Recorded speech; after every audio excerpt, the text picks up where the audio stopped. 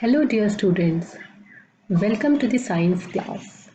Today we will start with the chapter Nutrition in Plants. It is the first chapter of class 7 NCERT book. ये class 7 की NCERT book का first chapter है. So let us start with the chapter reading. In class 6, you learned that food is essential for all living organisms. You also learned that carbohydrates, proteins, fats, vitamins and minerals are components of food. These components of food are called nutrients and are necessary for our body. So, what are name the different components of food? What are the different components? Food के different components क्या क्या है? Carbohydrates, proteins, fats, vitamins, minerals and water. ये सारे हमारे food के components होते हैं जो हमें हमारी बॉडी की जितनी ज़रूरतें होती हैं उसको पूरा करने के लिए ये डिफरेंट फंक्शंस प्रोवाइड करते हैं. यही हैं जो कि हमारी बॉडी में ग्रोथ करते हैं, हमारी बॉडी में रिपेयर का काम करते हैं, हमारी बॉडी को एनर्जी जो चाहिए होती है वो भी प्रोवाइड करते हैं. ये जो विटामिन्स, प्रोटीन्स, मिनरल्स, कार्बोहाइड्रेट्स हैं इनको हम कहते हैं न्यूट्रिएंट्स. इनको हम क्या कहते हैं? न्यूट्रिएंट्स. और ये हमारी बॉडी के लिए बहुत ही ज़रूरी हैं. They are necessary for our body. All living organisms require food. Plants can make food for themselves but animals include humans can not. सारे ऑर्गेनिजम्स को फूड चाहिए होता है. प्लांट्स अपना फूड खुद बनाते हैं बट एनिमल्स, जितने भी तरह के एनिमल्स हैं including humans, they can not prepare their own food. वो अपना फूड खुद बना नहीं पाते हैं. They get it from plants और animals that eat plants. Thus humans and animals are directly और इनडायरेक्टली डिपेंडेंट ऑन प्लांट्स. तो प्लांट्स तो अपना फूड खुद बनाते हैं पर एनिमल्स या तो डायरेक्टली या इनडायरेक्टली इन्हीं प्लांट्स पे डिपेंड करते हैं अपने फूड के लिए. कैसे? हर्बीवोर्स एनिमल्स तो डायरेक्टली प्लांट्स खाते हैं, पर जो कार्निवोर एनिमल्स हैं या मांसाहारी एनिमल्स जो होते हैं वो क्या करते हैं? वो हर्बीवोर एनिमल्स को खाते हैं. और हर्बीवोर एनिमल किस पे डिपेंड करता है अपने फूड के लिए? प्लांट्स पे.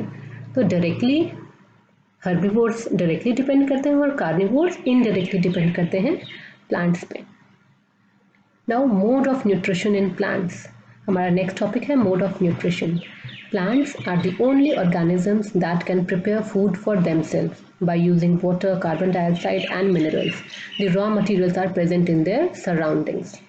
So we all know that only plants have the capability to produce their own food, to prepare their own food using different raw materials or ingredients like water, carbon dioxide and minerals. इनके water, carbon dioxide और minerals के help से plants अपना food prepare करते हैं. और ये minerals उन्हें कहाँ से मिलते हैं? अपने आसपास से, अपने सराउंडिंग से. The nutrients enable living organisms to build their bodies, to grow, to repair damage part of their bodies and provide the energy to carry out life processes. और ये न्यूट्रिएंट्स क्या करते हैं? उनकी बॉडी को ग्रो करने में हेल्प करते हैं, उनकी बॉडी को बिल्ड करने में हेल्प करते हैं. अगर आपको चोट लग जाए या आपके कोई बॉडी पार्ट डैमेज हो जाए तो उसमें रिपेयर के लिए भी यही न्यूट्रिएंट्स रिक्वायर्ड होते हैं. एंड इनका सबसे इम्पॉर्टेंट फंक्शन है टू प्रोवाइड एनर्जी. अगर आपके पास एनर्जी नहीं होगी तो आप कोई भी काम नहीं कर पाओगे. और इसके लिए क्या चाहिए होता है? न्यूट्रिएंट्स. यही न्यूट्रिएंट्स आपको एनर्जी प्रोवाइड करते हैं. कौन से न्यूट्रिएंट्स? कार्बोहाइड्रेट एंड फैट्स क्या करते हैं? They are energy giving food. Proteins, they are body building foods. और vitamins और minerals, they are protective food. आपको protect करते हैं. So nutrition is the mode of taking food by an organism and its utilization by the body. तो nutrition क्या है? हम किस तरह से food खाते हैं, किस तरह से food हम body में के अंदर लेते हैं और उसके बाद बॉडी उसको किस तरह से यूज़ करती है अपने बेनिफिट के लिए. इस पूरे प्रोसेस को क्या कहते हैं? Nutrition. The mode of nutrition of nutrients in which organisms make food themselves from simple substances is called autotrophic. So वो मोड ऑफ न्यूट्रिशन जिसमें कि ऑर्गेनिज्म खुद अपना फूड प्रिपेयर करता है सिंपल सब्सटेंसेस के द्वारा, उसको कहते हैं ऑटोट्रॉपिक न्यूट्रिशन। ऑटो का मीनिंग होता है सेल्फ, सेल्फ मतलब खुद से, और ट्रॉप्स का मतलब होता है नरिशमेंट। वो ऑर्गेनिज्म जो अपने आप को खुद नरिश करें, they are called as autotrophic nutrition. Therefore plants क्या हैं? They are called as autotrophs, while animals and most other organisms take in food prepared by plants, so they are called as heterotrophs. So who are heterotrophs? Organisms that cannot prepare their own food and they depend on autotrophs for their nutrition are called as heterotrophs. So अभी तक हमने क्या पढ़ा? Modes of nutrition are of two types: autotrophic. In case of autotrophic nutrition, the organisms prepare its own food using simple substances, simple materials present in their surrounding. While in heterotrophic mode of nutrition, animal cannot prepare its own food and depends on the autotroph for its nutritional requirements.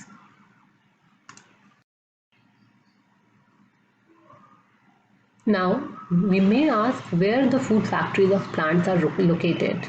Whether food is made in all parts of a plant or only certain parts. How do plants obtain the raw materials from surrounding and how do they transport them to the food factories of plants? So अभी हमारे पास बहुत सारे questions हैं कि plants अगर अपना food खुद prepare करते हैं तो वो प्रिपेयर करने की जगह कहाँ है प्लांट में, प्लांट की फूड फैक्ट्री कहाँ पे लोकेटेड है, किस प्लांट के किस पार्ट में फूड का सिंथेसिस या प्रिपरेशन होती है, या पूरी की पूरे प्लांट में प्रिपेयर होता है। इस चैप्टर में हम इसके बारे में पढ़ेंगे। And how do plants obtain the raw materials from surrounding. जो रॉ मटेरियल्स फोटोसिंथेसिस के होते हैं like water, carbon dioxide and minerals, वो प्लांट को कहाँ से मिलते हैं, अपनी सराउंडिंग से वो कैसे एक्सट्रैक्ट करता है, कैसे यूज़ करता है फूड बनाने के लिए, वो भी हम पढ़ेंगे। How do they transport them to the food factories of the plant, और उसके बाद ये जो रॉ मटेरियल्स हैं कैसे फूड फैक्ट्रीज में जाते हैं प्लांट की। तो सबसे पहले photosynthesis, food making process in plants. So food factories, what are the food factories of plants? I am sure आप सभी को पता होगा, and it is the leaf, correct. So leaves are the food factories of plants. Therefore all the raw materials must reach the leaf. Water and minerals present in the soil are absorbed by the roots and transported to the leaves. Carbon dioxide from air is taken in through the tiny pores present on the surface of leaves. These pores are surrounded by guard cells. Such pores are called stomata. So what are the food factories? The leaves are the food factories, and raw materials are water and minerals. These are absorbed by the roots of the plant from the soil and then they are transported to the leaves. That means जो water and minerals होते हैं उसको हम plant soil से absorb करता है। Soil के अंदर जो वाटर मिनरल है वो प्लांट के काम में आता है एज रॉ मटेरियल, और प्लांट सॉइल से प्लांट में कैसे पहुंचता है, उसकी रूट्स के द्वारा। रूट्स एब्जॉर्ब करती हैं वाटर और मिनरल्स को, और उसके बाद फिर वो उसको जाइलम वेसल्स के थ्रू, एक टाइप के सेल्स होते हैं पाइप के जैसे, जिसके थ्रू वो उसको लीव तक पहुंचा देते हैं। दूसरा raw material carbon dioxide plant को मिलता है एयर से। जो हवा में कार्बन डाइऑक्साइड है वो लीव्स के द्वारा प्लांट के अंदर आती है। कैसे? हमारी लीव्स में छोटे छोटे से पोर्स होते हैं, होल्स होते हैं, जिनको कि स्टोमाटा कहते हैं, और ये जो पोर्स होते हैं ये गार्ड सेल होते हैं जो कि इसकी निगरानी करते हैं।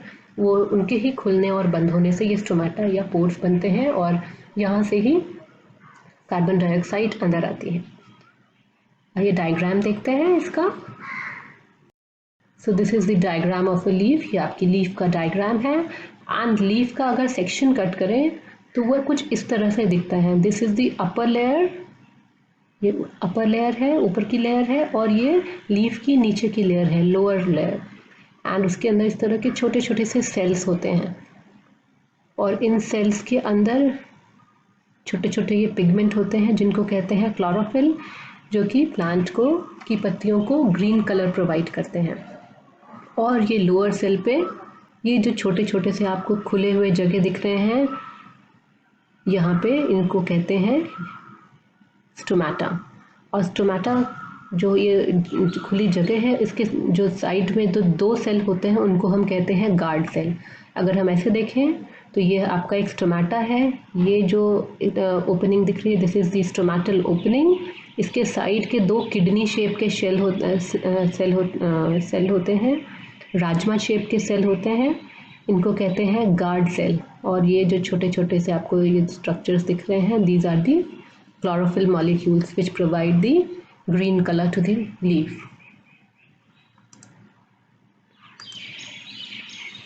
ये उसका एक डिटेल स्ट्रक्चर लीफ का, ये ऊपर की लेयर, नीचे की लेयर, और इस तरह से आपका स्टोमेटा, जिससे कि कार्बन डाइऑक्साइड अंदर जाती है और जब फोटोसिंथेसिस में ऑक्सीजन बनती है वो बाहर आती है।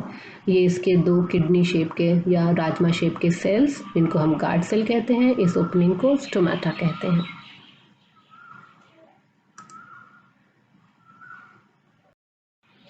क्लास 7 के लिए जो लेबलिंग चाहिए आपको स्टोमेटा की, अगर आपको स्टोमेटा का स्ट्रक्चर बनाना है तो आप इस तरह से बनाएंगे। आप दो सेल बनाएंगे, ये दो सेल हैं, अभी हम पढ़ेंगे कि सेल क्या होता है। ये दो सेल बनाएंगे और इसके बीच में ये जो ओपनिंग है this is the stomatal pore या स्टोमेटल ओपनिंग। ये एक बड़ा सा वैक्यूल होता है सेल के अंदर, ये सेल का न्यूक्लियस है। और ये जो छोटे छोटे ग्रीन कलर के स्ट्रक्चर्स हैं ये क्या है, हमारे क्लोरोफिल मॉलिक्यूल्स। बाकी ये सब्सिडरी सेल्स इनको कहते हैं। गार्ड सेल को जो के आसपास जो सेल होते हैं उनको हम कहते हैं सब्सिडरी सेल, और उसके बाहर के जितने सेल होते हैं उनको हम एपिडर्मल सेल्स कहते हैं। अगर एक हाई पावर माइक्रोस्कोप में देखें तो ये एक बंद स्टोमेटा ऐसा दिखेगा और एक ओपन स्टोमेटा ऐसा दिखेगा। इसी के through carbon dioxide moves in and oxygen moves out of the leaf. Now आपकी बुक में एक छोटा सा ब्लॉक information box दिया हुआ है which is about cells. What is it? Let's read. You have seen that buildings are made up of bricks. Similarly, the bodies of living organisms are made up of tiny units called cells. Cells can be seen only under the microscope. Some organisms are made of only one cell. The cell is enclosed by a thin outer boundary called the cell membrane. Most cells have a distinct centrally located spherical structure called the nucleus. The nucleus is surrounded by a jelly-like substance called as the cytoplasm. So आपको ये structure देख सकते हैं, ये एक cell है, यहाँ पे एक ग्रुप ऑफ सेल्स दिख रहा है।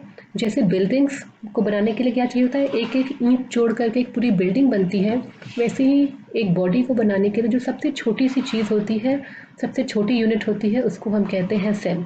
और ढेर सारे सेल्स को मिला करके ही एक इंसान, एक लिविंग ऑर्गेनिज्म बनता है। ये जो सेल होते हैं ये इतने छोटे होते हैं कि इनको देखने के लिए आपको माइक्रोस्कोप चाहिए होगा। And there are organisms which are made up of millions of cells, while there are organisms which are made up of only one cell. So कुछ ऑर्गेनिज्म होते हैं जो केवल एक सेल के बने हुए होते हैं, उन्हें हम कहते हैं यूनिसेल्युलर ऑर्गेनिजम्स। और कुछ ऑर्गेनिजम्स होते हैं जो कि बहुत सारे सेल्स से बने हुए होते हैं, उनको कहते हैं multi cellular organisms. Now let us see the structure of a cell in detail. Then we'll study cell membrane, nucleus and cytoplasm.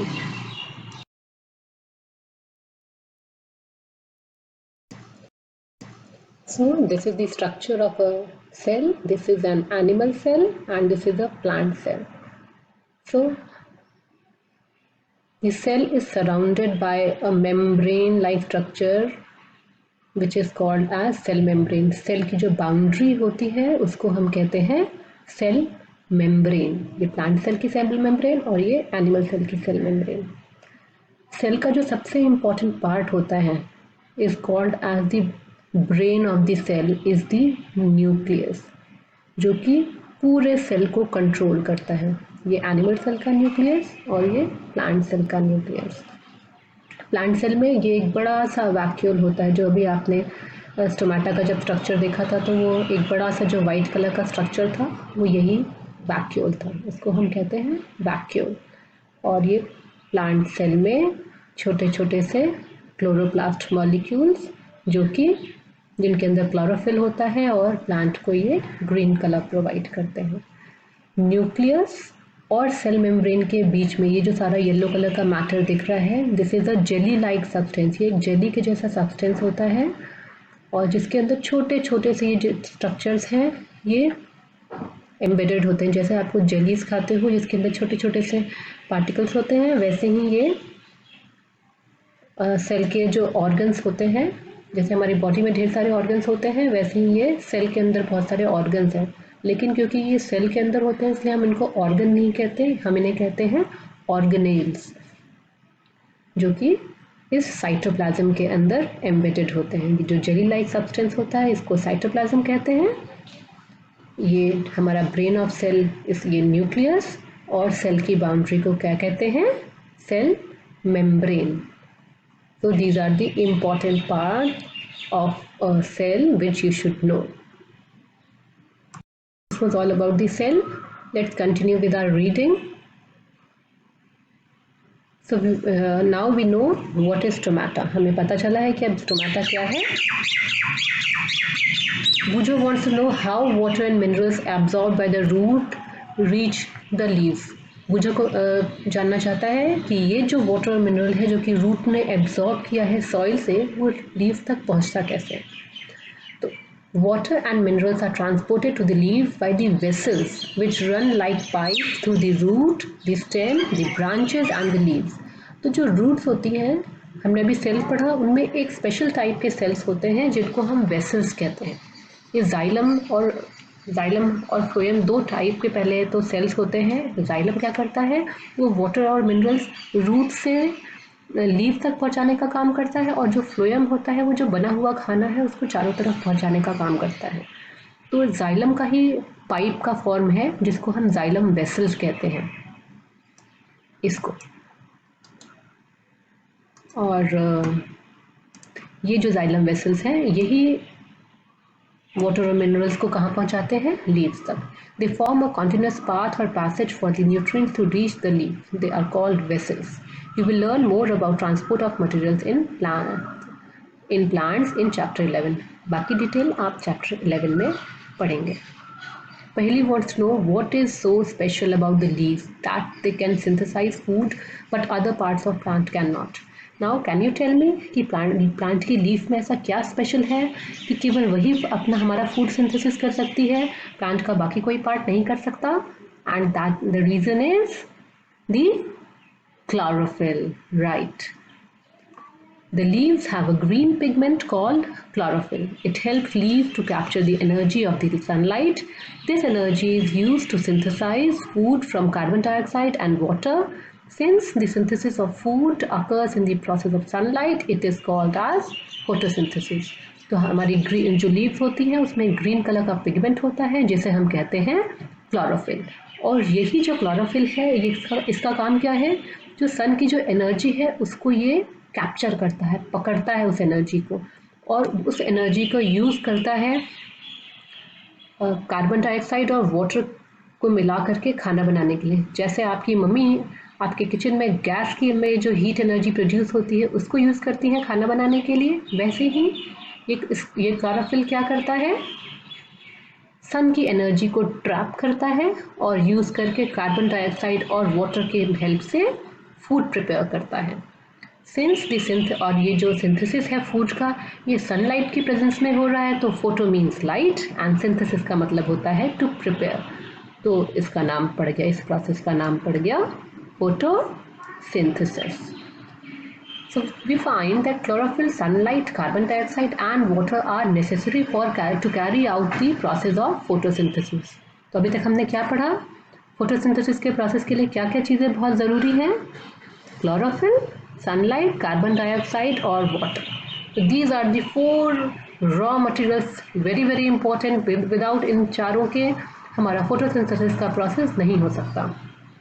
It is a unique process on the earth. The solar energy is captured by the leaves and stored in the plants in the form of food.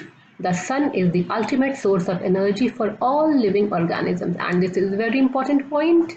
ये आज ही नहीं, आपके आगे तक के जितने भी competitive exams होते हैं उनमें ये क्वेश्चन बहुत ही कॉमन है कि which is the ultimate source of energy for all the living organisms. क्यों? क्योंकि प्लांट्स तो डायरेक्टली एनर्जी सन की लाइट यूज़ कर रहे हैं, पर हर्बीवोर्स क्योंकि प्लांट पे डिपेंड करते हैं अपनी एनर्जी रिक्वायरमेंट के लिए, और प्लांट क्योंकि सनलाइट पे डिपेंड करता है, तो इसका मतलब है हर्बीवोर भी सनलाइट पर डिपेंडेंट है। ऐसे ही अगर कार्निवोर्स की बात करें तो कार्निवोर्स अपनी एनर्जी पूरी करते हैं हर्बीवोर्स को खा करके, हर्बीवोर्स अपनी एनर्जी रिक्वायरमेंट पूरी करते हैं प्लांट्स को खा करके, और प्लांट्स अपनी एनर्जी प्रोड्यूस करता है सनलाइट को ट्रैप करके। तो इस तरह से sun is the ultimate source of energy. Now can you imagine life on earth in the absence of photosynthesis? तो क्या आप इस पूरी अर्थ पे फोटोसिंथेसिस अगर नहीं होता तो आप लाइफ इमेजिन भी कर सकते हैं? Not at all. So let us summarize the process of photosynthesis using this diagram. Water and minerals are absorbed by the roots from the soil and they move to the food factories, that is the leaf, using with the help of vessels. They are transported to the leaves. Now carbon dioxide enters into the food factories, that is the leaf, to the help of stomata here now, and the chlorophyll molecule which is present in the leaf captures the sunlight energy in the sunlight, and using these ingredients it prepares the food which is in the form of carbohydrate, and in this process oxygen is produced which is released out from the stomata and utilized by all of the other living organisms, the animals, the human beings, everyone. So photosynthesis में क्या होता है? ये जो water और mineral जो कि soil में होता है इसको रूट्स एब्जॉर्ब करते हैं, और जो हमने जाइलम वेसल्स पढ़ा था उसके थ्रू ये मूव करते हैं ऊपर और आते हैं कहाँ पे? हमारी फूड फैक्ट्री यानी लीफ में। वैसे ही कार्बन डाइऑक्साइड जो कि एक और इंग्रेडिएंट है, रॉ मटेरियल है फोटोसिंथेसिस का, वो भी एंटर करता है स्टोमेटा के द्वारा लीफ में, और जो हमारी सेल के अंदर, लीफ के सेल के अंदर क्लोरोफिल होता है वो ट्रैप करता है सनलाइट को, फूड बनता है कार्बोहाइड्रेट के फॉर्म में, और इसी प्रोसेस में ऑक्सीजन रिलीज होता है। ऑक्सीजन एक बाय प्रोडक्ट है, प्लांट के लिए एक वेस्ट प्रोडक्ट है, और इसलिए ये वेस्ट प्रोडक्ट रिलीज हो जाता है सराउंडिंग में स्टोमेटा के थ्रू, और ये जो ऑक्सीजन जो प्लांट के लिए वेस्ट प्रोडक्ट है, it is the life line for all the other living organism. सारे एनिमल्स, ह्यूमन बींग्स के क्या करते हैं? दे इनहेल ऑक्सीजन, और this oxygen is the main respiratory gas for the human beings and animals. So in the absence of photosynthesis there would not be any food. क्या होगा?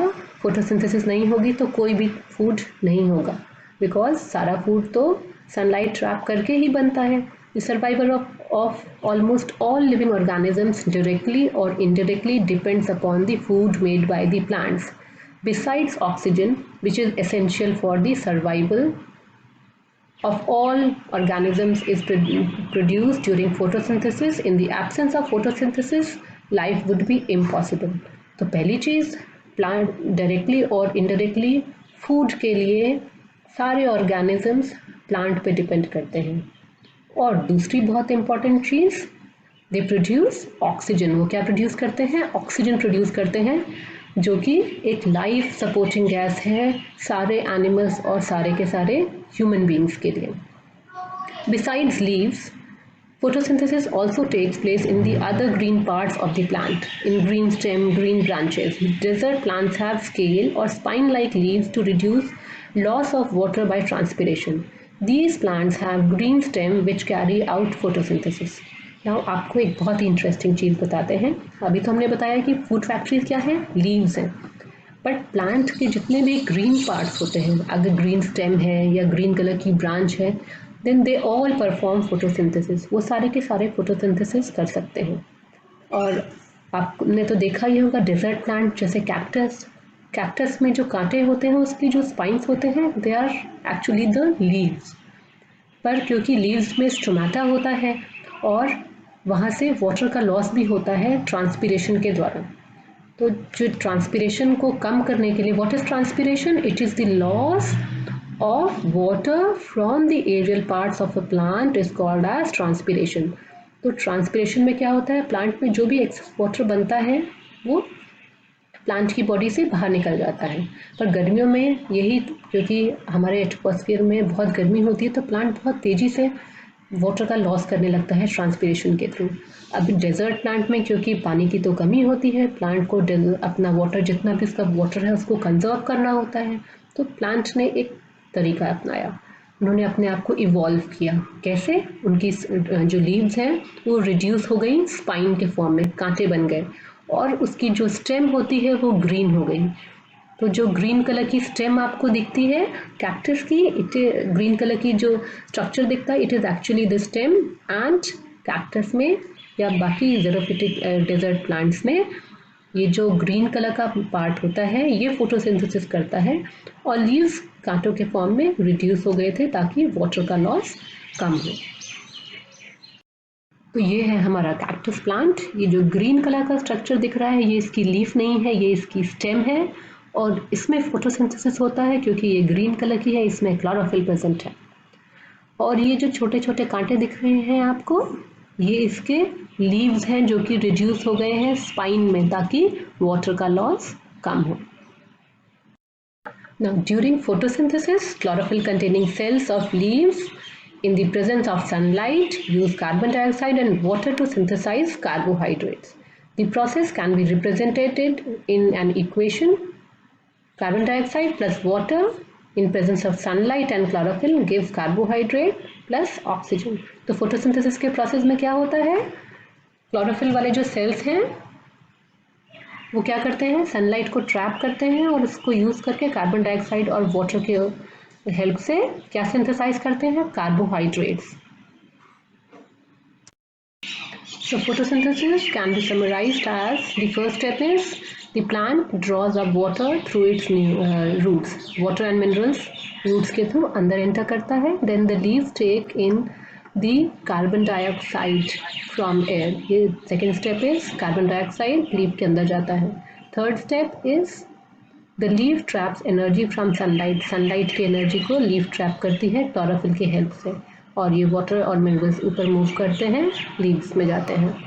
Third step the leaves trap energy from sunlight. Fourth is the plant uses energy of sunlight to turn water and carbon dioxide into sugars and oxygen.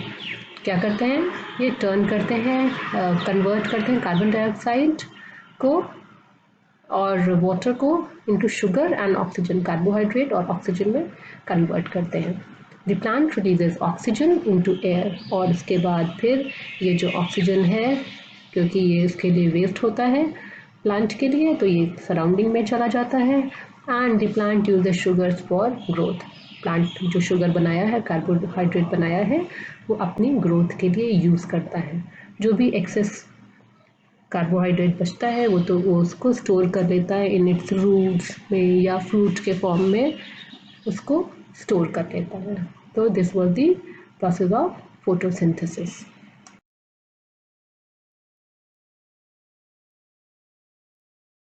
तो photosynthesis का जो reaction है, इसका equation को अगर हमें वर्ड्स में लिखना हो तो हम लिखेंगे carbon dioxide plus water in presence of light. Chlorophyll ये एरो के ऊपर और नीचे रखते हैं, जो लिखते हैं ये उनकी ये कंपोनेंट्स नहीं होते हैं, इनकी रिक्वायरमेंट्स होती हैं. लाइट और क्लोरोफिल रिक्वायरमेंट है फोटोसिंथेसिस की, और ये इसका कार्बन डाइऑक्साइड और वाटर इसका इंग्रेडिएंट है. It forms glucose plus oxygen. और अगर इसको हमें सिंबल में लिखना हो तो कैसे लिखेंगे, CO2 इज कार्बन डाइऑक्साइड, तो 6 molecules of carbon dioxide plus 6 molecules of water, H2O is water. in presence of light and chlorophyll form C6H12O6. What is C6H12O6? It is glucose, and O2 is oxygen. So 6 molecules of oxygen are produced. 6 molecule carbon dioxide के, 6 molecule water के मिलकर के क्या बनाते हैं? 1 molecule glucose का और 6 molecule oxygen के। ये डायग्राम की स्टडी हम पहले ही कर चुके हैं, स्टोमेटा का स्ट्रक्चर जब हमने पढ़ा था। This is the diagram showing photosynthesis. Oxygen is carbon dioxide is entering, oxygen is being released, water and minerals enter through the roots, and chlorophyll is present inside the leaves, and light energy is trapped by the leaves chlorophyll molecules, and they produce carbohydrate, and this process is called as photosynthesis. So during the process oxygen is released. The presence of starch in leaves indicate the occurrence of photosynthesis. Starch is also called as carbohydrate. So what is produced? Starch, and we can test starch also. How? We have studied this in class 6. हमने 6th standard में पढ़ा था।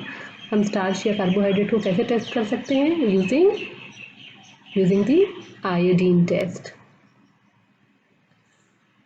Now Buju has observed some plants with deep red, violet or brown leaves. He wants to know whether these leaves also carry out photosynthesis. आपने देखी है इस तरह की लीव्स जिसमें कि बहुत सारे रेड कलर के, वायलेट कलर की, ब्राउन कलर की लीव्स होती हैं। तो आपने भी इस तरह की लीव्स देखी होंगी। बहुत सारी कलरफुल लीव्स प्लांट्स में होती हैं। ये बहुत सारे कलर्स की लीव्स हैं। तो can you tell me whether these leaves also perform photosynthesis or food is produced in them or not? Yes, they also perform photosynthesis, but because they have some pigments of red or brown colored, they are called as carotenoids in them. उनके sales के अंदर कुछ और chlorophyll के अलावा कुछ और भी पिगमेंट्स होते हैं जिन्हें हम कैरोटिनॉइड्स कहते हैं, ज़ैंथोफिल्स कहते हैं। ये जो पिगमेंट होते हैं ये लीफ को दूसरा colour red, brown, purple colour provide करते हैं। जैसे इसमें देख रहे हैं पर्पल कलर है, रेड कलर है, ऑरेंज कलर, पिंक कलर भी प्रोवाइड करते हैं। So this is because of other coloured pigments, but इनमें क्योंकि क्लोरोफिल भी प्रेजेंट होता है तो they perform the process of photosynthesis. Now an activity, take 2 potted plants of the same kind. Keep one in the dark or in a black box for 72 hours and other in sunlight. Perform iodine test with the leaves of both the plants as you did in class 6. Record your results. Now leave the pot which was earlier kept in dark in sunlight for 3 to 4 days and perform the iodine test again on its leaves. Record your observations in your notebook. The leaves other than green also have chlorophyll. The large amount of red, brown and other pigments mask the green color. Photosynthesis takes place in these leaves also. So हमें क्या activity perform करनी है? हमें 2 potted plant लेने हैं, एक को dark में रखना है और दूसरे को हमें किस में रखना है? लाइट में रखना है 72 आवर्स के लिए। एंड क्योंकि हमें पता है फोटोसिंथेसिस होगी तो क्या प्रोड्यूस होगा? कार्बोहाइड्रेट। और कार्बोहाइड्रेट को टेस्ट करने के लिए हम क्या यूज़ करते हैं? Iodine solution. तो आफ्टर 72 आवर्स आपको क्या करना है? दोनों की लीव्स को लेकर के उसके ऊपर आयोडीन का टेस्ट करना है। एंड आप क्या ऑब्जर्व करोगे? जिस लीव, जो पॉट आपने लाइट में रखा था उसमें लीफ के ऊपर जब आपने आयोडीन टेस्ट किया तो क्या हुआ? वहाँ पे ब्लू ब्लैक कलर अपीयर हुआ। एंड जो दूसरी लीफ थी जिसको आपने डार्क में रखा था उसमें ब्लू ब्लैक कलर नहीं आया। And this shows that plant को तो हमने सेम, प्लांट में तो सॉइल था, दोनों ही प्लांट्स में सॉइल था, तो वहाँ पे आपको वाटर मिनरल मिल रहा था। ग्रीन कलर का प्लांट था तो क्लोरोफिल भी था, ऑक्सीजन भी मिल रहा था। तो क्या चीज़ नहीं मिल रही थी इस पौधे को? इसको सनलाइट नहीं मिल रही थी और इस तरह से उसने फोटोसिंथेसिस नहीं किया, इसलिए कार्बोहाइड्रेट नहीं बना। Now you can do one thing, आप इस पॉट को just place it for few days, 2 to 3 days इन the sunlight and test it again for carbohydrate. 3 दिन के बाद आप इसको दोबारा से आयोडीन से टेस्ट करिए and what will be your result? आपको क्या पता चलेगा? That now the leaf contains carbohydrate as it turn blue black with the iodine solution. जब आपने उसको लाइट में रखा प्लांट को तो वो दोबारा से ब्लू ब्लैक कलर का टेस्ट देने लगा। इसका मतलब है जब उसको अंधेरे में रखा हमने, उसका सारा स्टार्च खत्म हो गया, उसने फोटोसिंथेसिस नहीं किया, तो स्टार्च प्रेजेंट नहीं था उसकी लीफ में, एंड जब हमने आयोडीन टेस्ट किया तो ब्लू ब्लैक कलर नहीं आया। बट जब हमने लाइट में रखा और उसके बाद टेस्ट किया तो ब्लू ब्लैक कलर फिर से आया। और इससे क्या पता चलता है? Leaves in presence of sunlight produce carbohydrates by the process of photosynthesis, and leaves have which are of different color, they also perform photosynthesis because they have chlorophyll, but because they have larger amount of different colored pigments like red, brown and other pigments like violet color, that is why they appear different in color, still they perform photosynthesis. You often see slimy green patches in ponds or stagnant water bodies. These are generally formed by the growth of organisms called algae. Can you guess why algae are green in color? They contain chlorophyll, which gives them green color. Algae can also prepare their own food by photosynthesis. So आपने जो stagnant water bodies हैं, stagnant water bodies का मतलब होता है जिनमें रुका हुआ पानी होता है, उसके ऊपर आप देखेंगे सरफेस पे there is a green coloured layer which is slimy in nature. So this slimy green color substance which floats on the surface of stagnant water bodies is a type of organism. ये type का organism होता है जिसे हम कहते हैं algae. And ये algae क्या है? Green color का होता है. Why? Because this also contains the green colored pigment chlorophyll. And क्योंकि इनके अंदर chlorophyll होता है तो ये भी फोटोसिंथेसिस कर सकते हैं। And do you know ocean या वो जो लार्ज वाटर बॉडीज़ होते हैं इनमें ये एल्गी इतना, हमारा जो ओशन है earth is covered with 2/3 of water, इसमें मैक्सिमम पार्ट हमारे ओशंस में आता है। एंड ये जो ओशंस है इनमें ये algae is the main producers in the oceans, मतलब सबसे ज़्यादा जो मैक्सिमम अमाउंट ऑफ फोटोसिंथेसिस होता है वो इस एल्गी के द्वारा होता है। तो मैक्सिमम जितना भी ऑक्सीजन प्रोड्यूस होता है वो ये एल्गी ही प्रोड्यूस करता है in the oceans. Now synthesis of plant food other than carbohydrates. You have just learned that plants synthesize carbohydrates through the process of photosynthesis. The carbohydrates are made of carbon, hydrogen and oxygen. These are used to synthesize other components of food such as proteins and fats. But proteins are nitrogenous substances which contain nitrogen. From where do the plants obtain nitrogen? Now, ये जो carbohydrates होते हैं हमने इसका chemical formula भी देखा था, क्या था? C6H12O6. तो C का मतलब होता है कार्बन, H होता है हाइड्रोजन और O होता है ऑक्सीजन। तो ये जो कार्बोहाइड्रेट होता है उनमें क्या क्या चीज़ें होती हैं? They are made of carbon, hydrogen and oxygen. ये इन 3 चीज़ों से मिलकर के बनी हुई होती हैं। और लेकिन जो हमारे न्यूट्रिएंट्स होते हैं उसमें तो कार्बोहाइड्रेट भी हमें चाहिए होता है, प्रोटीन भी चाहिए होता है, फैट भी चाहिए होता है। तो ये जो प्रोटीन होता है ये किस चीज़ों का बना होता है? इनमें कार्बन, हाइड्रोजन, ऑक्सीजन के अलावा नाइट्रोजन भी होता है प्रोटीन में। तो प्लांट्स को ये नाइट्रोजन कहाँ से मिलता है? Recall that nitrogen is present in abundance in gaseous form in air. तो हमें पता है कि हमारी एयर का सबसे जो मेजर कंपोनेंट है वो है नाइट्रोजन। 78% हमारे एनवायरनमेंट में, एटमॉस्फेयर में नाइट्रोजन होता है। However plants can not absorb nitrogen in this form, पर प्लांट इस एटमॉस्फेरिक नाइट्रोजन को यूज़ नहीं कर सकते। Soil has certain bacteria that convert gaseous nitrogen into a usable form and release it into the soil.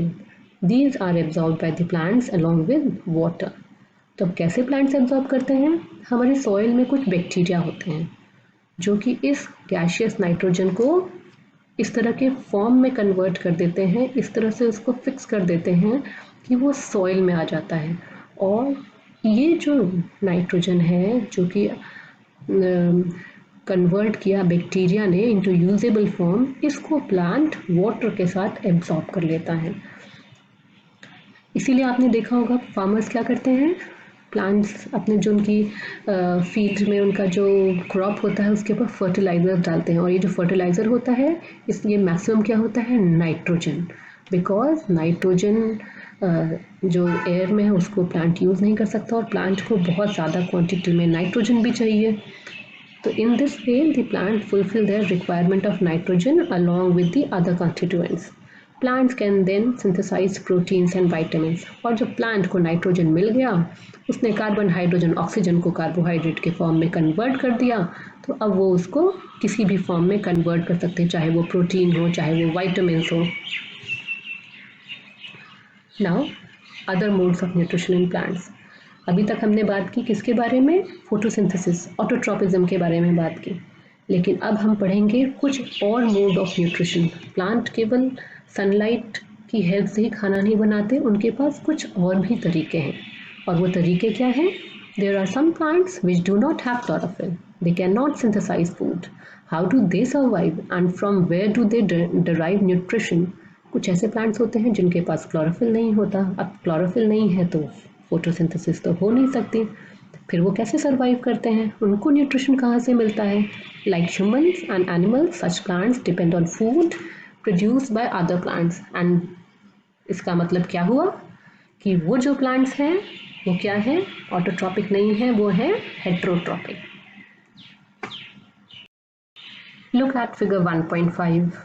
Do you see a yellow wiry branch structure twining around the stem and branches of a tree?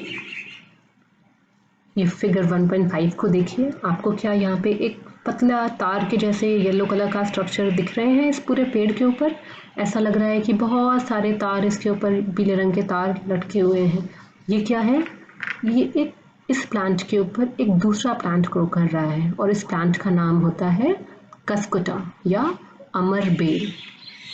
और आपको दिख ही रहा है कि ये पूरा plant yellow colour का है. येलो का मतलब है इसके पास क्लोरोफिल पिगमेंट बिल्कुल नहीं है. So this is a plant called Cuscuta. It does not have chlorophyll. It takes ready-made food from the plant on which it is climbing. The plant on which it climbs is called the host. Since it derives the host of valuable nutrients, Cuscuta is called the parasite. तो आपने देखा कि ये अपना तो photosynthesis कर नहीं रहा है, और दूसरे प्लांट के ऊपर डिपेंडेंट है अपनी सारी फूड की रिक्वायरमेंट के लिए, उसका सारा खाना खा जा रहा है. तो हमने एक मोड ऑफ न्यूट्रिशन पढ़ा था, parasitic mode. What is a parasite? Parasite is an organism which is dependent on another organism for its nutritional requirements. And इस टाइप के मोड ऑफ न्यूट्रिशन को कहते हैं पैरासिटिज्म, और जो ऑर्गेनिज्म ऐसा करता है उसे हम कहते हैं पैरासाइट. और जिस ऑर्गेनिज्म से वो न्यूट्रिशन डिराइव करता है, यहाँ पे जैसे ये जो पेड़ है उसको कहते हैं होस्ट. तो यहाँ पे कस्कुटा एक पैरासाइट है, ये जो ट्री है ये एक होस्ट है, और क्योंकि कस्कुटा सारा अपना न्यूट्रिशन इस प्लांट से डिराइव कर रहा है तो इसलिए अपना खाना नहीं बना रहा है, तो ये एक हेट्रोट्रॉपिक मोड ऑफ न्यूट्रिशन है, और इस टाइप को कहते हैं parasitic mode of nutrition. Are we and other animals also a kind of parasites? You should think about it and discuss with your teacher. क्या हम सारे भी पैरासाइट हैं? क्या हम दूसरों को मार करके अल्टीमेटली क्या होता है, ये प्लांट धीरे धीरे करके सूख जाता है, और ये कस्कुटा दूसरे प्लांट के ऊपर अपना घर बना लेता है.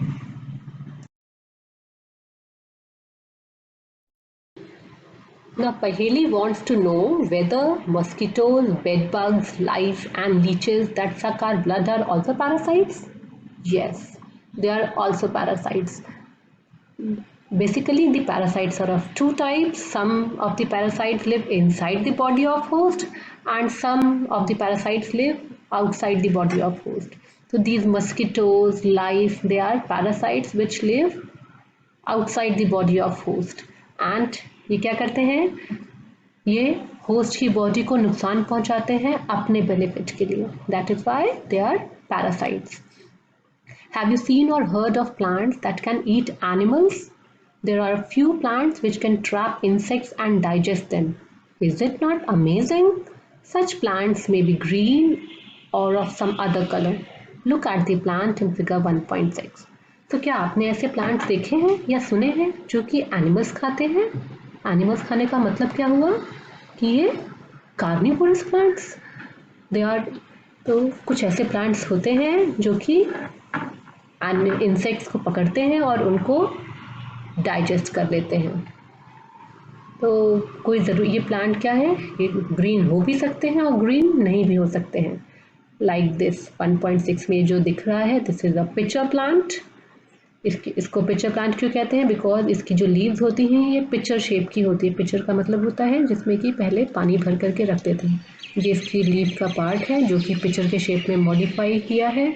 यहाँ पे इंसेक्ट आके बैठता है और ये जो इसका लिड है, ये जैसे ही इंसेक्ट यहाँ बैठता है ये लिड बंद हो जाता है, इंसेक्ट इसके अंदर गिर जाता है और इसके अंदर कुछ डाइजेस्टिव जूसेस, इस पिचर के अंदर यहाँ पे कुछ एंजाइम्स या डाइजेस्टिव जूसेस होती हैं जिसमें कि वो इंसेक्ट्स डाइजेस्ट हो जाता है और उसके जूस को ये प्लांट्स एब्जॉर्ब कर लेता है। So the pitcher-like or jug-like structure is the modified part of leaf.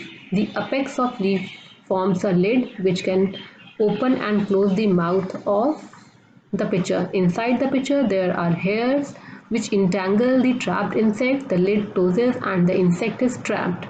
The insect is killed by the juices secreted in the pitcher and its nutrients are absorbed. Such insect-eating plants are called as insectivorous plants. Is it possible that such plants do not get all required nutrients from the soil which they grow? तो अभी मैंने आपको बताया कि कैसे ये pitcher plant insects को trap करता है और डाइजेस्ट करता है। नाउ इस तरह के प्लांट्स जो कि इंसेक्ट्स को खाते हैं इनको इंसेक्टिवोरस प्लांट्स भी कहते हैं। उनको कार्निवोरस प्लांट भी कहते हैं, उन्हें इंसेक्टिवोरस प्लांट्स भी कहते हैं। और ये ऐसा क्यों करते हैं? क्योंकि जनरली क्या होता है, इनको जितना नाइट्रोजन चाहिए वो इन्हें सारा सॉइल से नहीं मिलता है, जिसके लिए ये इंसेक्ट्स को ट्रैप करके उनसे अपना बाकी के न्यूट्रिएंट्स जो कि सॉइल में डेफिशिएंट है, सॉइल में नहीं है, उनको फुलफिल करने की कोशिश करते हैं। क्योंकि इनमें लीव्स तो होती ही हैं जो कि ग्रीन कलर की होती हैं, तो इनमें फोटोसिंथेसिस भी होता है और इनमें बाकी का जो पार्ट है, बाकी के न्यूट्रिशनल रिक्वायरमेंट को पूरा करने के लिए ये इंसेक्ट्स खाते हैं। तो इसलिए हम इनको पार्शियल हेट्रोट्रॉप्स बोल सकते हैं। ये ऑटोट्रॉप तो है ही, लेकिन अपनी कुछ रिक्वायरमेंट के लिए दूसरे ऑर्गेनिज्म पे डिपेंड करते हैं, इसलिए इनको हम पार्शियल हेट्रोट्रॉप्स बोल सकते हैं। तो ये हैं कुछ एग्जाम्पल्स इंसेक्टिवोरस प्लांट्स के। दिस इज नेपेंथिस और पिचर प्लांट जिसकी हमने स्टडी की थी। ये उसका लीफ का टिप है जो कि लीफ मॉडिफाई हो गई है पिचर में, एंड ये इसका लिड, लीफ का टिप ऐसे बंद हो जाता है एंड इंसेक्ट इसके अंदर गिर जाता है। This is sundew plant. Insect, ये जो इसके स्टिकी सब्सटेंस है, ये जो शाइनी सा दिख रहा है, दिस इज़ वेरी स्टिकी, और ये इंसेक्ट है जो कि इसके अंदर ट्रैप हो जाता है। इसके बाद ये कर्ल करके क्लोज करता है और ये जो शाइनी सब्सटेंस होते हैं, ये इसमें बहुत स्ट्रॉन्ग डाइजेस्टिव जूसेस होती हैं जो कि इस प्लांट को डाइजेस्ट कर लेते हैं। This is Venus fly trap. इसमें भी ऐसे ही ये एक ट्रैप के जैसे होता है, इंसेक्ट यहाँ पे बैठता है एंड वैसे ही ये जो ट्रैप जैसे ये दो लिड जैसे स्ट्रक्चर हैं ये बंद हो जाते हैं और इसको पूरा डाइजेस्ट कर लेते हैं। दिस इज़ यूट्रिकुलेरिया या ब्लैडर बर्ड। ये एक्वेटिक प्लांट है, पानी में रहता है और ये छोटे छोटे से आपको बबल के जैसे स्ट्रक्चर दिखेंगे जिनमें एक छोटा सा होल है। इसके थ्रू इंसेक्ट अंदर जाता है और उसके बाद फिर वो जल्दी से ये बलून जैसे जो स्ट्रक्चर्स होते हैं बंद हो जाते हैं और जो वाटर एनिमल है वो इसके अंदर डाइजेस्ट हो जाता है। So till now we have studied about autotropism in plants in which they produce their own food. Then some modes of heterotropic nutrition, like the first we have studied is insectivorous mode, and the second we have studied about the parasitic mode. So we have studied about autotropism, we have studied about parasitism in plants, we have studied about insectivorous plants. Now saprotrophs. You might have been seen packets of mushrooms sold in the vegetable market. You may have also seen fluffy umbrella-like patches growing in moist soils or on rotting wood during the rainy seasons. Let us find out what type of nutrients they need to survive and from where they get them. तो आपने market में से mushroom तो खाए ही होंगे. They are very tasty and they are nutritious also. एंड आपने कई बार बारिश के मौसम में जो मॉइस्ट सॉइल होता है या जो कि मॉइस्ट वुड रॉटिंग वुड होता है, वहाँ पे आपने अम्ब्रेला लाइक छोटे छोटे से स्ट्रक्चर्स देखे होंगे जिसको आप बोलते हैं मामा mushroom. So what are they? They are mushrooms. And उनमें कौन किस टाइप का न्यूट्रिशन होता है? They grow on dead and decaying matter. और वो अपना न्यूट्रिशन वहीं से डिराइव करते हैं. They do not prepare their own food. वो अपना खाना नहीं बनाते हैं. और न्यूट्रिशन कहाँ से डिराइव करते हैं? डेड और डिकेइंग मैटर से. Bujo wants to know how these organisms acquire nutrients. They do not have mouths like animals do. They are not like green plants as they lack chlorophyll and cannot make food by photosynthesis. तो इनके पास animals के जैसे कोई mouth नहीं दिख रहा है और ना ही ये प्लांट्स के जैसे ग्रीन कलर के होते हैं. They are white in structure, so they can not perform photosynthesis but they derive their nutrition from the dead and decaying matter. Let us check how. So for this we have to perform an activity. Activity क्या है? Take a piece of bread and moisten it with water. Leave it in a moist warm place for 2 to 3 days or until fluffy patches appear on them. What is the color of these patches? Observe the patches under a microscope. Write down your observation in the notebook. You will see cotton-like threads spread on the piece of bread. आपको क्या करना है? एक bread लेना है, उसको हल्का सा गीला करके किसी मॉइस्ट वार्म जगह पे जहाँ पे डायरेक्ट धूप नहीं पड़ती हो वहाँ पे आपको उसे 2-3 दिनों तक छोड़ देना है. आप क्या देखेंगे? जो ब्रेड है उसके ऊपर कुछ पाउडरी सा सब्सटेंस, ग्रीन ब्लैक कलर के डिफरेंट आपको पाउडरी सब्सटेंसेस पैचेस दिखने स्टार्ट हो जाएंगे. और इनको जब आप माइक्रोस्कोप में देखोगे तो आप क्या देखोगे? बिल्कुल धागे के जैसे छोटे छोटे से स्ट्रक्चर्स आपको दिखेंगे. एंड ये क्या होते हैं? ये आपका ब्रेड है एंड ब्रेड के ऊपर ये ग्रीनिश कलर का जो ग्रोथ है, पाउडरी सा ग्रोथ है, दिस इज फंगी. एंड ये जो फंगी है ये क्या होती है? This mushroom is also a fungi.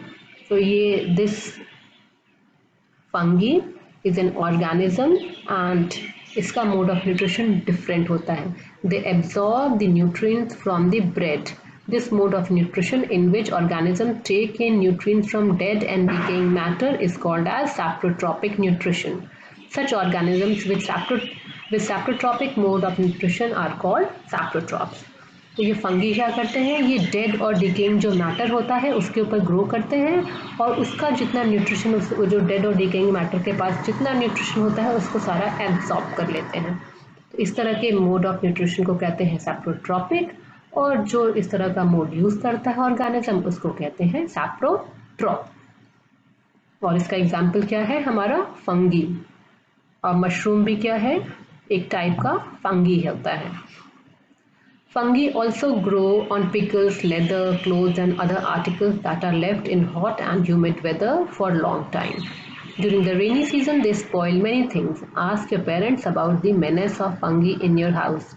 आपने बारिश के टाइम पे तो देखा ही होगा बहुत सारी चीज़ों पे वाइट कलर के स्ट्रक्चर्स, पाउडरी स्ट्रक्चर ग्रो करना शुरू कर देते हैं. चाहे वो आपका पिकल्स हो, लेदर के आइटम्स हो और या फिर आपकी खाने पीने की चीज़ें हों, उनके ऊपर वो वाइट कलर का स्ट्रक्चर ग्रो करता है जो कि फंगी होता है. हमारी चीज़ों को ये स्पॉइल कर देता है या ख़राब कर देता है. The fungal spores are generally present in the air when. और ये होता कैसे है? ये फंगी इतने जल्दी आसानी से कहाँ से जाते हैं? ये जो फंगी होते हैं इनके छोटे छोटे से स्पोर्स होते हैं. स्पोर्स का मतलब है ये छोटे छोटे माइक्रो ऑर्गेनिजम्स के सीड्स होते हैं जो कि हवा में ही उड़ते रहते हैं. और जैसे ही उनको एक अच्छा क्लाइमेट मिलता है, वार्म ह्यूमिड क्लाइमेट मिलता है, दे सेटल ऑन द सरफेस. वहाँ पे वो एक प्लांट जैसे सीड ग्रो करता है, वैसे ही वो ग्रो करके ढेर सारे थ्रेड लाइक स्ट्रक्चर्स बना लेते हैं और वही थ्रेड लाइक स्ट्रक्चर से वो पेनिट्रेट करते हैं रूट्स के जैसे वो स्ट्रक्चर फैल जाते हैं और सारे के प्लांट में जैसे रूट्स होती हैं वैसे ही ये थ्रेड लाइक स्ट्रक्चर्स उस डेड एंड डिकेइंग मैटर के ऊपर फैल करके उसमें से सारा का सारा न्यूट्रिशन एब्जॉर्ब कर लेते हैं.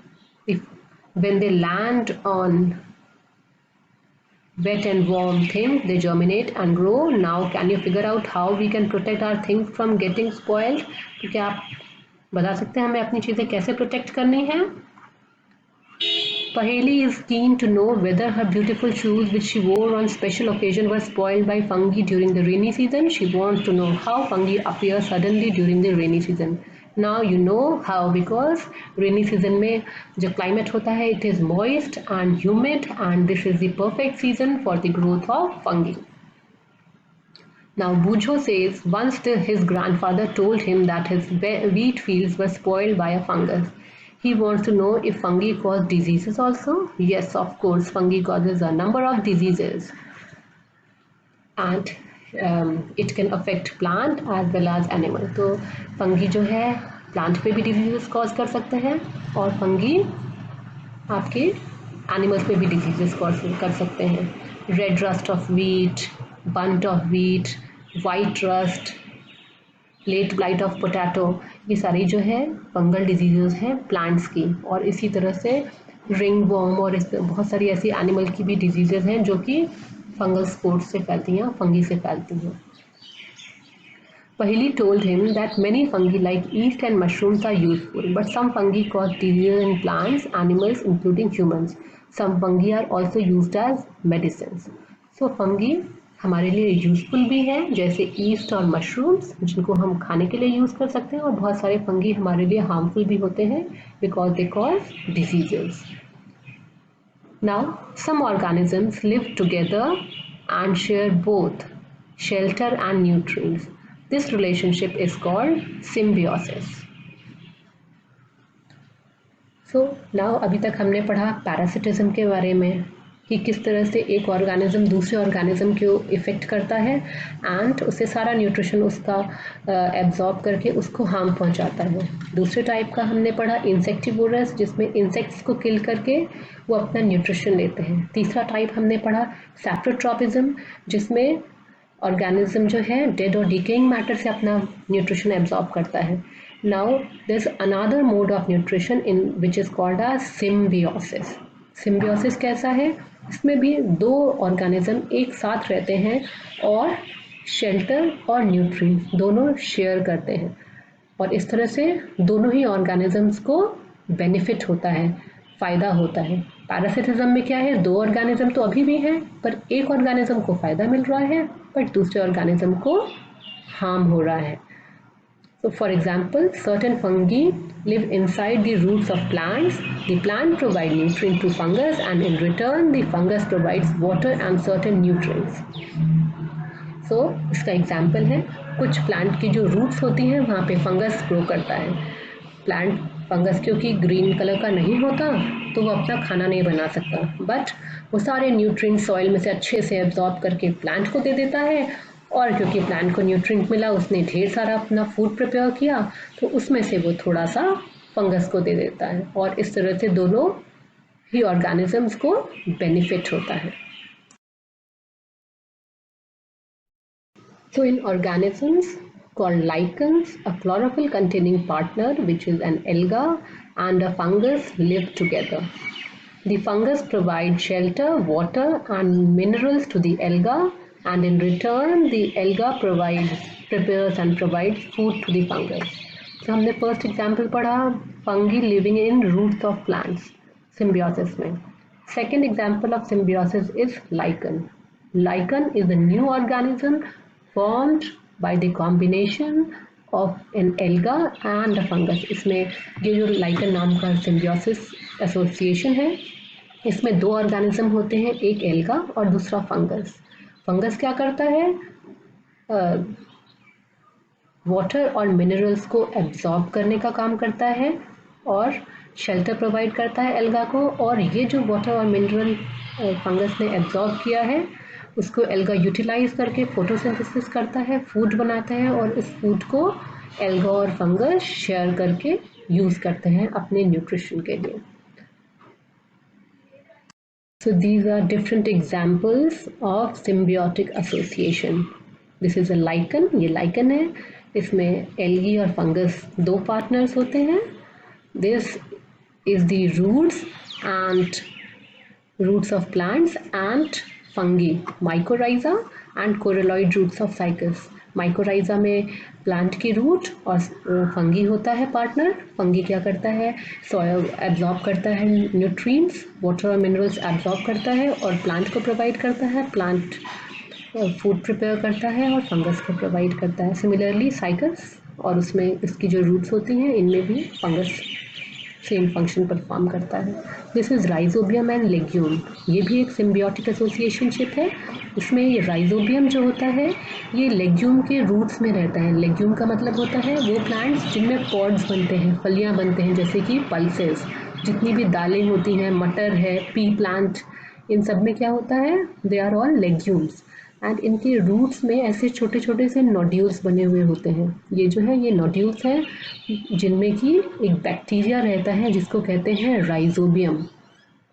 ये राइजोबियम बैक्टीरिया यहाँ पे रहता है और एटमॉस्फेयर में जो नाइट्रोजन होती है इसको फिक्स करता है. क्योंकि जो हमारे गैशियस नाइट्रोजन है एटमॉस्फेयर में उसको प्लांट यूज़ नहीं कर सकते हैं, तो क्या करते हैं, ये जो बैक्टीरिया है इसको ट्रैप करता है, फिक्स करता है और ऐसे फॉर्म में कन्वर्ट करता है जिसमें कि ये प्लांट आराम से उसको एब्जॉर्ब कर सके.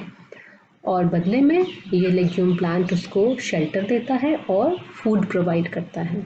तो this is an example of symbiotic mode of nutrition. How nutrients are replenished in soil.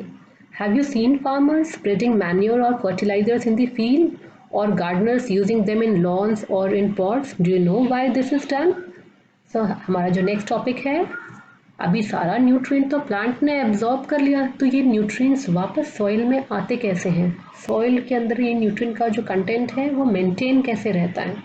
तो क्या आपने फार्मर्स को अपनी फील्ड में मैन्योर, खाद या फर्टिलाइज़र डालते हुए देखा है, या आपके घर में गार्डनर्स जो होते हैं या आप जो भी गार्डनिंग करते हैं उनको उसमें आप पॉट्स में जब गार्डनिंग करते हैं तो वो मैन्योर या फर्टिलाइज़र यूज़ करते हैं?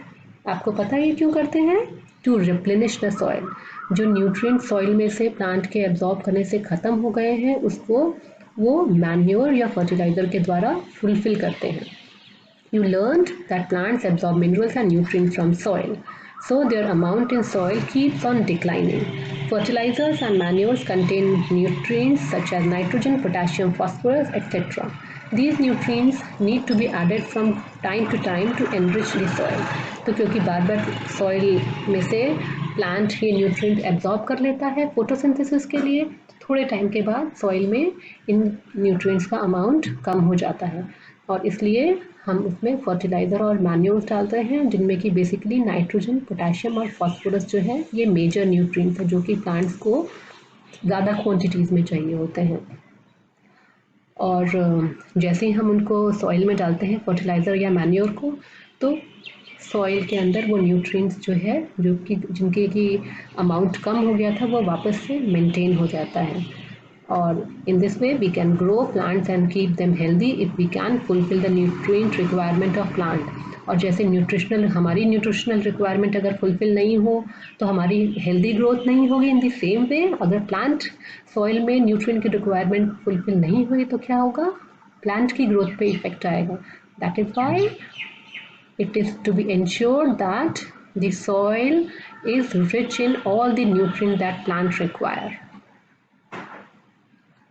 We can grow plants and keep them healthy if we can fulfill the nutrient requirement of plants. Usually crop plants absorb a lot of nitrogen and the soil becomes deficient in nitrogen. Nitrogen एक major component होता है plant के लिए, तो plant soil में से बहुत सारा नाइट्रोजन एब्जॉर्ब करता है और इस धीरे धीरे करके क्या होता है, सॉइल में नाइट्रोजन की कमी हो जाती है. You learn that though nitrogen gas is available in plenty in the air, plants cannot use it in the manner they can use carbon dioxide. They need nitrogen in a soluble form. Hence, addition of fertilizers and manures enriches the soil.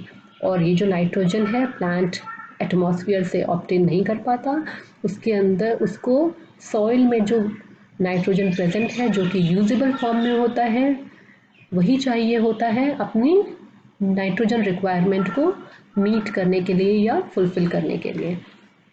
So the bacterium called rhizobium can take atmospheric nitrogen and convert it into a usable form. But rhizobium cannot make its own food. So it often lives in the roots of gram, pea, moong, beans and other legumes and provide them with nitrogen. In return, the plant provides food and shelter to the bacteria. They thus have a symbiotic relationship. This association is of great significance for the farmers. They can reduce the use of nitrogen fertilizers where leguminous plants are grown. Most of the pulses are obtained from leguminous plants. तो आपने क्या पढ़ा कि rhizobium एक bacteria होता है जो कि इस एटमॉस्फेरिक नाइट्रोजन को यूजेबल फॉर्म में कन्वर्ट कर सकता है. हमने अभी थोड़ी देर पहले उसका डायग्राम देखा था, सिम्बियोटिक एसोसिएशन में हमने पढ़ा था.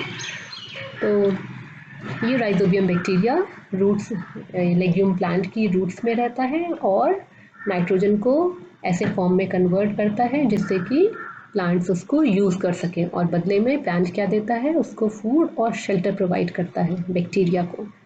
और इस टाइप के एसोसिएशन को क्या कहते हैं, इस टाइप के रिलेशनशिप को क्या कहते हैं, सिम्बियोटिक. ये क्या है, सिम्बियोटिक रिलेशनशिप का एक एग्जाम्पल है. और ये एसोसिएशन बहुत ही इम्पोर्टेंट और सिग्निफिकेंस रखता है किसी भी किसान के लिए. क्यों?